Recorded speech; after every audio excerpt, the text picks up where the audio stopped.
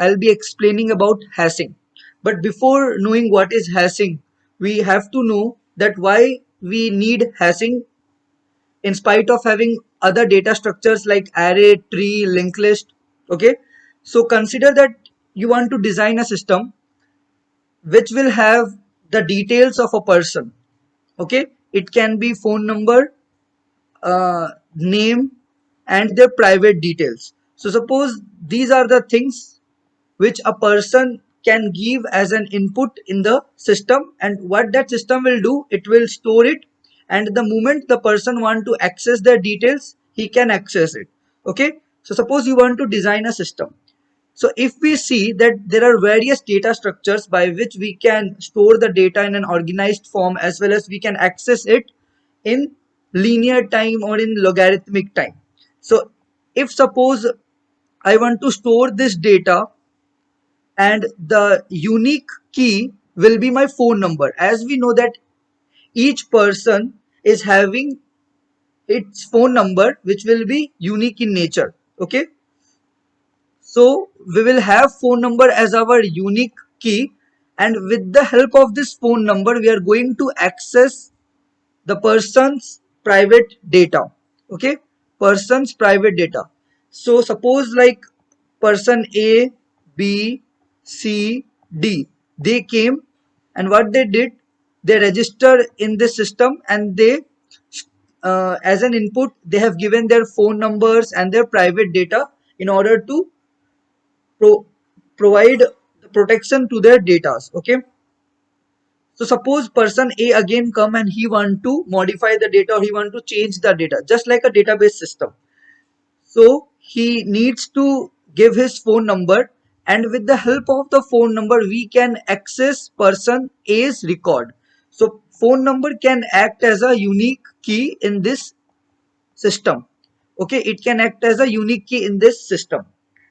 So suppose we are designing this system with the help of an array. Okay, so what we did was we have stored all the phone numbers in the array. Okay, so suppose person A come. So in order to perform search operation on person A's phone number, first searching will take big O of n time, linear time. Okay, it will take linear time to search person A's phone number.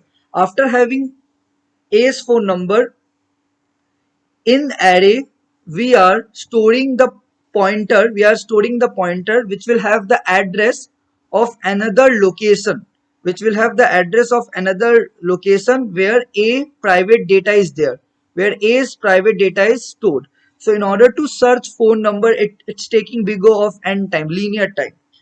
Suppose that we want to improve this time, so we have used tree data structure. So as we know that insertion, search operation, and deletion takes logarithmic time in case of tree data structure, so it takes logarithmic time. So instead of using array, we can shift to tree data structure, and we can use this data structure in order to store the data in our system. So suppose again we want to improve our time. Okay, again we want to improve the time complexity, so we can use direct access table. So direct access table, how it works is that it will use phone number as index. It will use phone number as an index, and corresponding to that phone number there will be person's private data. Okay, so we can create direct access table. So this direct access table, the time complexity will be big O of 1. It means constant time. So how we are creating direct access table? We are creating suppose array, and the index number of that array will be what? It will be the phone number of all the persons. So suppose person A come, person A has given phone number as its input, and corresponding to that there will be the person's A private data corresponding to that index number, and we are going to give this data to this person. But there is a problem. The problem is that in direct access table we need to have space equals to number of persons. Therefore, we are not aware of how many persons will be there. If suppose we have created a space of 50, but only 4 person are using this system. So rest 46 space is wasted. Okay, so this is one problem in direct access table. The second problem is phone number is of 10 digit. Phone number is of 10 digit.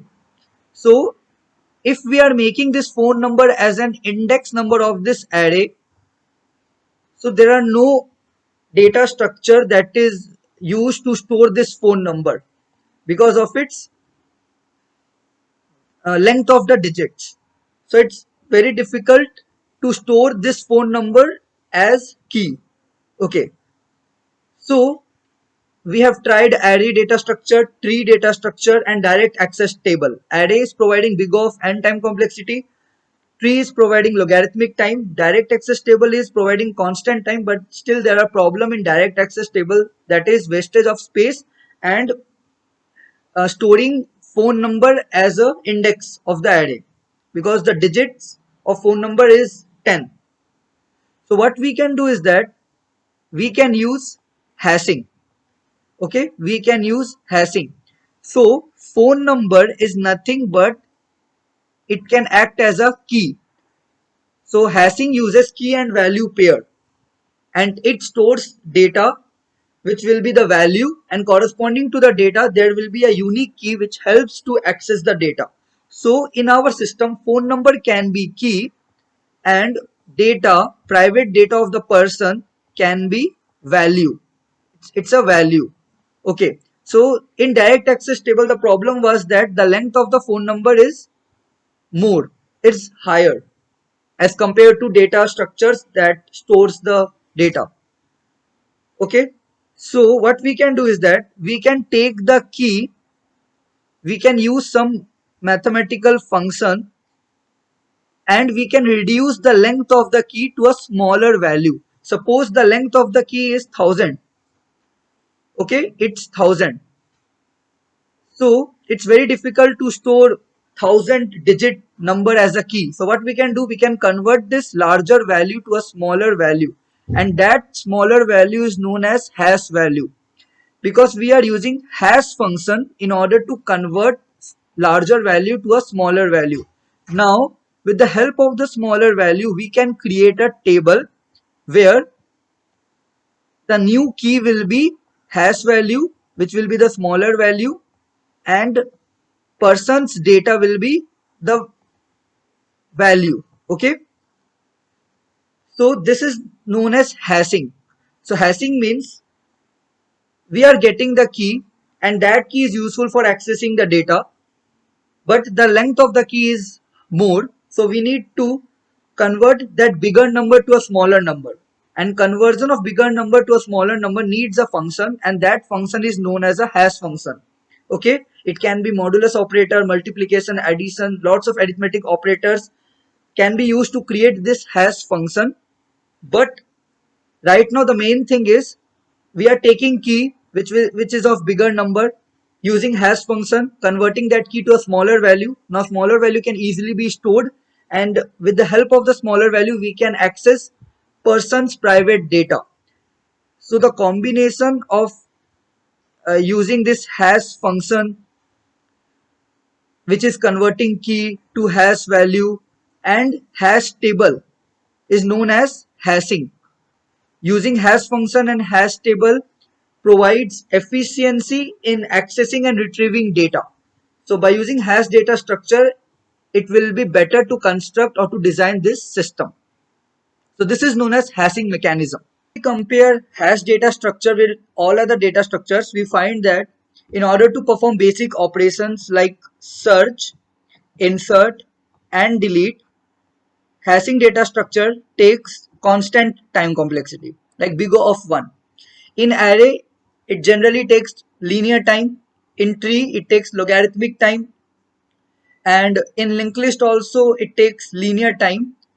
But in case of hashing, it's constant time complexity. Okay, within a constant time, we can access the data, retrieve the data. Okay, suppose that we are having a sequence of keys like 55, 31, 20, 42, okay, and 15. Suppose these are the sequence of keys. So if we see this diagram, we find that we have a key. We need to write a function, and that function can be used to convert key into smaller value or in a single digit value, we can say. So suppose I have written a function that is key modulus 10. Okay, suppose this is a function key modulus 10. Okay, so with the help of this hash function, what I will do is that I can convert these keys in a single digit value or in a smaller value. And I have created a hash table. Okay, I have created a hash table. Suppose this is a hash table, and the size of the hash table can be either the size of the keys which are there, like 1, 2, 3, 4, 5, or it can be the size of the value that we have used. Okay, so right now the value is 10, that is key modulus 10 is the hash function, and I'm performing modulus operator on key using value 10. So either the size of the hash table can be 10 or it can be the size of this keys. So suppose like I have constructed a hash table and its index number is 0, 1, 2, 3, 4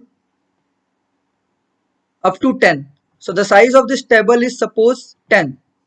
Okay, because the value is 10, so the size is 10. So what this hash function will do is that it will convert these keys into a single digit value ranging from 0 to 10. Okay, 0 to 10, as because we are performing modulus operator using value 10, that's why we get the range of values from 0 to 10. And suppose this is the hash table I have created. So next is we need to take this key and need to perform this operation using hash function. So 55 modulus 10, 55 modulus 10 we got 5. So in 5 what we will do is that we can store the data. Okay, in 5 we can store whatever data we want, we can store. Okay, suppose we have stored data in 5. Now next is 31. 31 modulus 10, 31 modulus 10 is 1. So it means that in this data we can, in this position or in this location we can store the data. Now next is 20 modulus 10. 20 modulus 10 is 0. So at this location of the hash table, we can store the data. So what we are doing is that we are converting this bigger value into a smaller value, and that smaller value can be used as an index number for allocating data, for allocating files. Now next is 42. 42 modulus 10 is 2. So here we can store. Next is 15. 15 modulus 10 is 5. So already we have stored a data. Already we have stored a data, but again, like we are encountering a key value which is having the hash value. So basically after performing hash function, we are getting hash value. So this is the key value. Okay, so key value is unique, but the hash value we are getting is a repeated one. Like already we have allocated the data at this hash value location, like 55. If we see 55, it modulus results 5. 15 also, the hash function results 5. It means that although the key value is same, key values are different, but the hash value we are getting is same. This indicates that there is a collision. Okay, there is a collision. So we need to resolve this collision. So there are collision reduction techniques like separate chaining and open addressing. So these are the two methods by which we can resolve this collision. Okay, right now already we have allocated at index value or hash value 5 our data, but we are getting a key which also results in same hash value, and if we access we find that data is already there. So this is known as a collision, and we need to resolve this collision. So in next video we'll be discussing about collision resolution technique.